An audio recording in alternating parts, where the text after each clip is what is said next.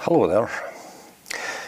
I was in a pub a few days ago, not an unusual event, and I was sitting at the counter admiring the huge display of whisky bottles. It was the Bon Accord pub in North Street, the Charing Cross area of Glasgow. I mean, on the gantry there must have been literally hundreds of different bottles of whisky from all over the country.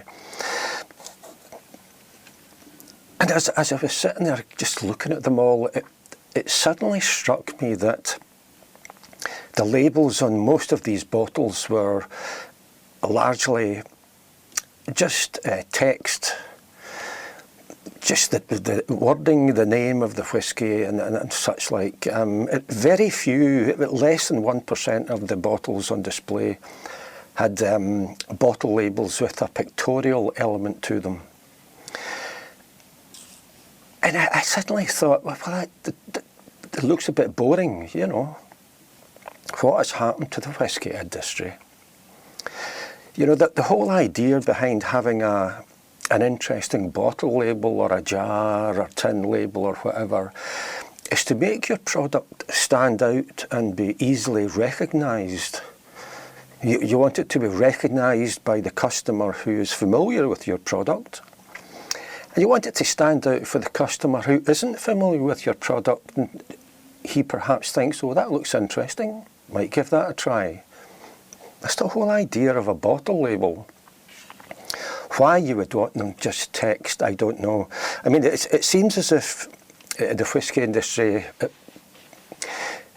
is perhaps relying on other means of making their product stand out. Obviously, apart from the very unique taste of the spirit. But in some cases, I think they may be using different shapes of bottle, in some cases even different colours of bottle, and labels of different shape and so on and so forth. But it's just the text element to most of these bottle labels, apart from being boring, I think in some cases it almost makes the whisky look clinical. And when I say clinical, I think I mean almost pharmaceutical, a kind of spirit. There is a definite attempt, as far as that particular line is concerned. You can see small bottles, sort of samples of different types of whisky that you might buy, where there is no doubt that it looks as if you're buying something out of a laboratory. I don't know. As I say, I think the whole thing looks pretty boring, really. What's happened to them?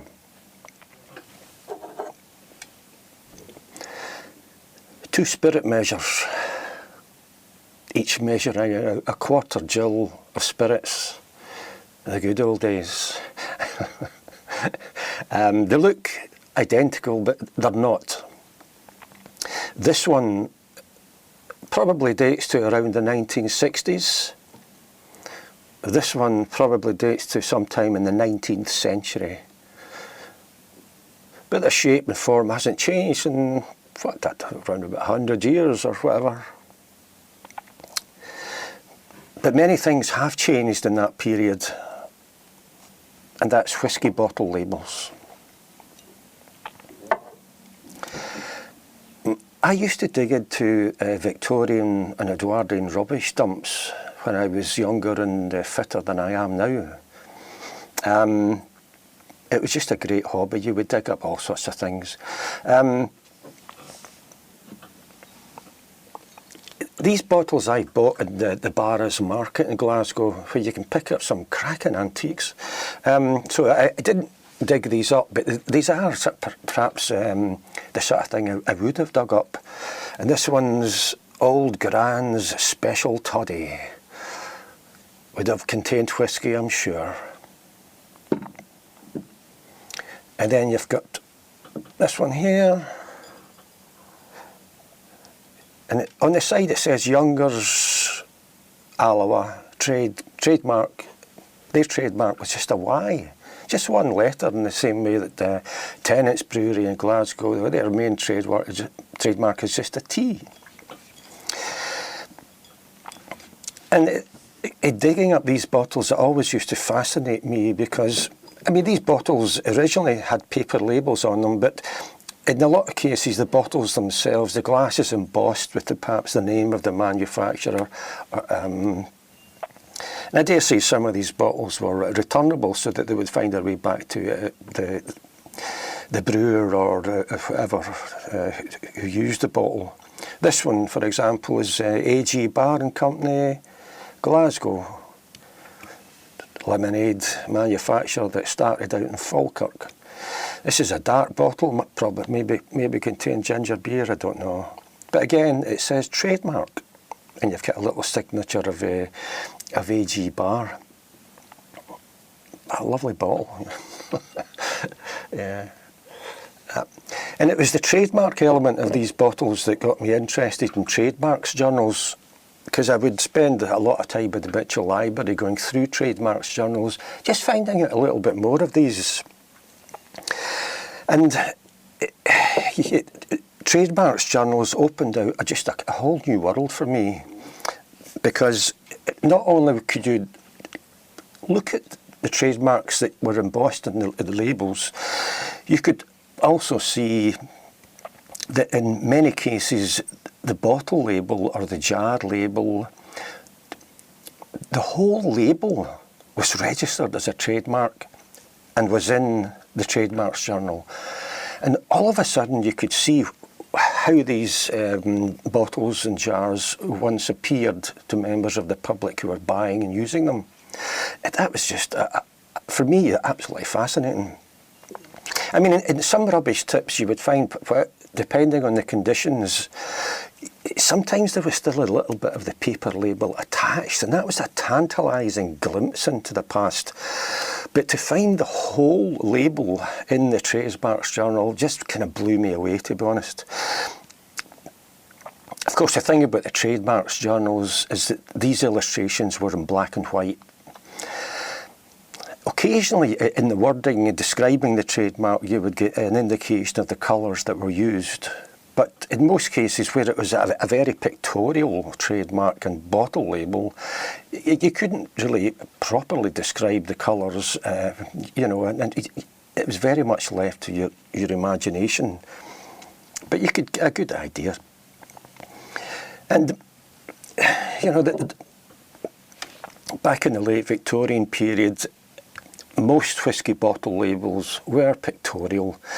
You had images, very Scottish images, you know, mountains and lochs and Highlanders with kilts and illegal whisky stills, Scottish soldiers, every sort of element to do with Scottish life and the society.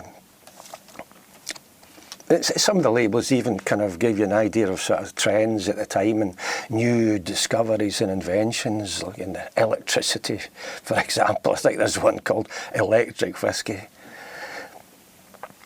And that's the sort of really where I'm kind of going with all this. It's such a contrast between these late Victorian whisky bottle labels, which were just a joy to behold. Just the illustrations were fantastic. In some cases, you're almost tempted to think they were works of art. In other cases, you suddenly realise that the person who drew the illustration wasn't very good at drawing faces or whatever. You think, it looks a bit enough, but at least they tried, you know. And it's such a contrast between that and whisky bottle labels today.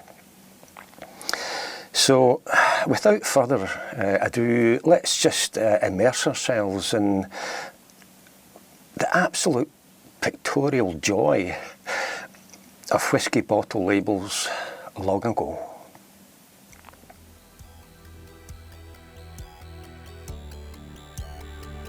Okay, so let's get things up and running with a photo of women attaching labels to bottles in the White Horse Bottling Hall in Port Dundas in the 1950s.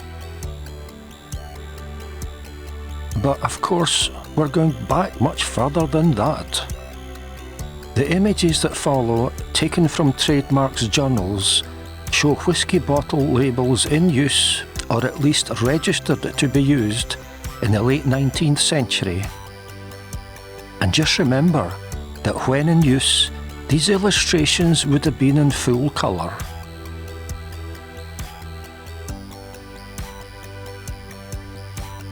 Strangers to our shores could be forgiven for thinking that all Scotsmen ever do with their time is sit about the place drinking whisky. Well, it's not true. Because in order to properly while away the hours gazing into space, you also need to be decked out with a regulation kilt and sporran, with a dog at your feet and a broadsword in your hand. I should know. I do it every night. But sometimes a bottle of the amber nectar's not enough, and you need a big bottle. This label has all the essential ingredients for a Scottish whisky label: kilted Scotsmen, thistles, mountains and rampant lines. How much more Scottish can you get?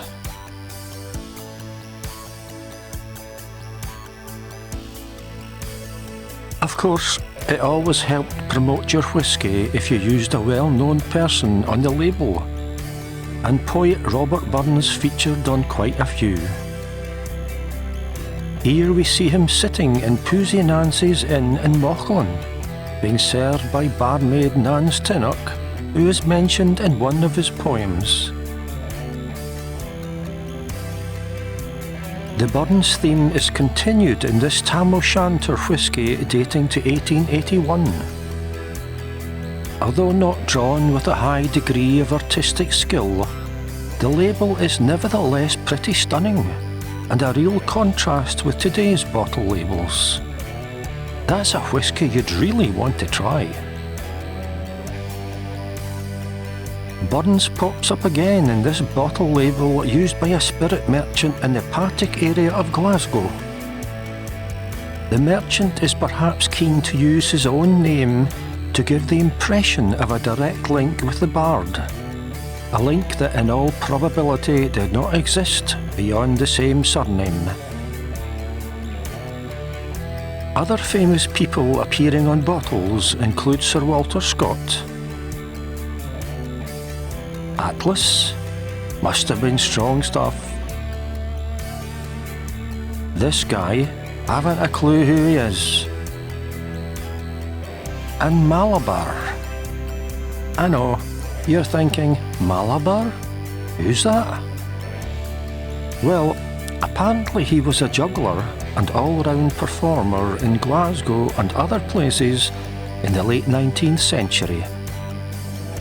He could catch a ball in a cup attached to his forehead. Not what you might term a breathtaking daredevil feat, but he could also swallow a sword and perform other acts. Having someone as well known as this on your whisky bottle was deemed a good promotional move at the time.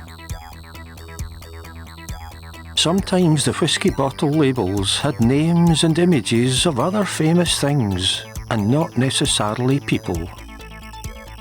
The image shown here is actually a crude representation of a 19th century painting which depicts Dandy Dinmont Terriers, a dog first thought to have been named and thrust into the limelight, perhaps even bred, by Sir Walter Scott.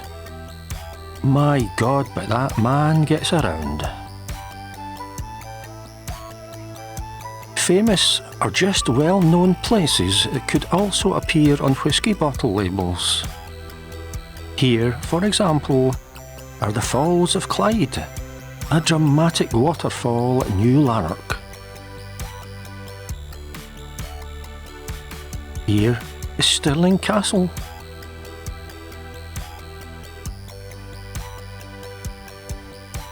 The Mountain of Goat Fell on the Isle of Arran.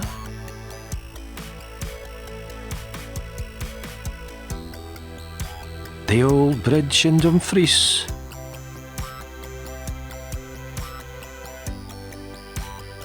and the Trongate in Glasgow.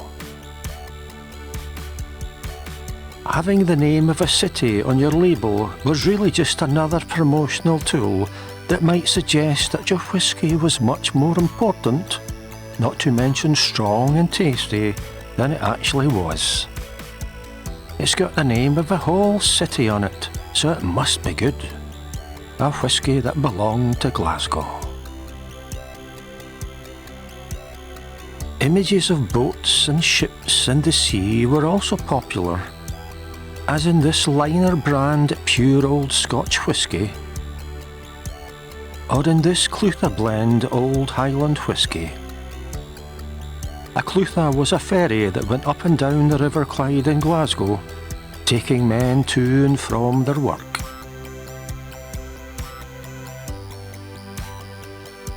Distillers and blenders were always keen to tell the public how safe or how old their whisky was. At that time, whisky did not have to be stored for at least 3 years before being sold, and there must have been a lot of pretty harsh young spirits around. In the late 19th century, there were no effective controls over the quality of food and drink sold to the public, and there was much adulteration, some of which undoubtedly cost lives. There was not yet a proper definition of a blended whisky, and shop owners could pretty much mix together anything they wanted to make a so-called unique blend.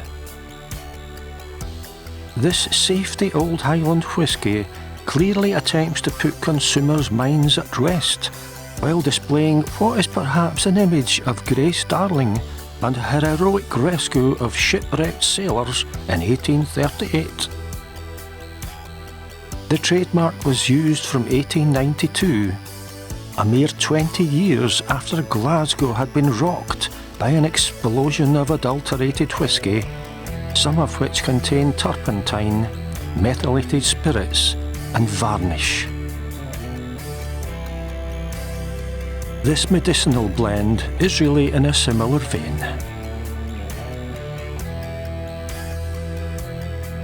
Soldiers featured a lot on labels, often with the regulation Scottish thistle lurking in the background, as did Highlanders waving swords around in a vaguely threatening manner.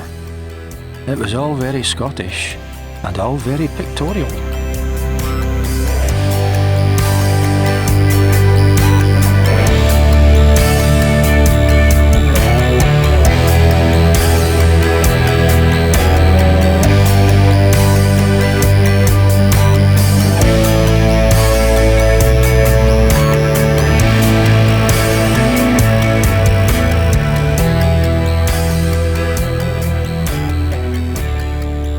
While in some cases the pictorial quality of the label art left a lot to be desired, as in this old Scotch real whisky, that's a man who couldn't draw faces but was a dab hand at thistles and barley. At other times you realise that you're looking at a very fine piece of artistic craftsmanship that in some cases is really a work of art. This Bailey Nickel Jarvie blend is a good example.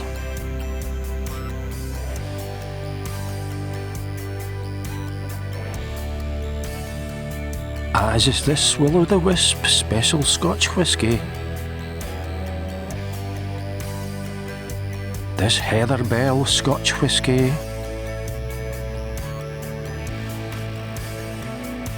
Dew off the Highlands, and this stunning piece of work in Robertson, Sanderson and Company's celebrated Mountain Dew. What a stunning image. And just remember that long ago someone actually drew these images. They're not computer generated. Indeed, the paper labels themselves were in many cases printed from those big smooth lumps of stone that were often used in the printing industry back then.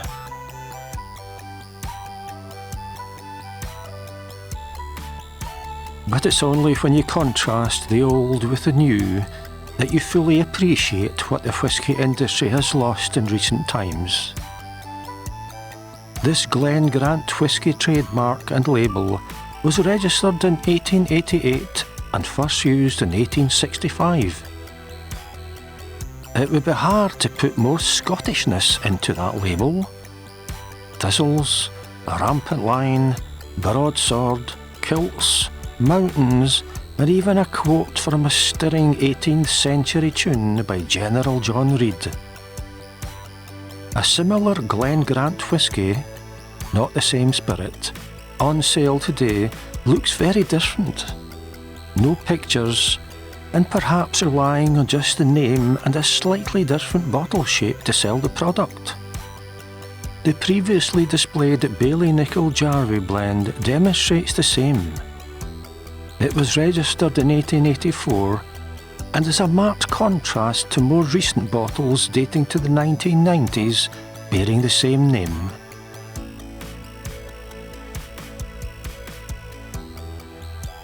But let us once again not forget that all the trademarks shown here were once whisky bottle labels in full colour, and what a pub gantry display they would have made. I'm Eddie Burns, bye for now.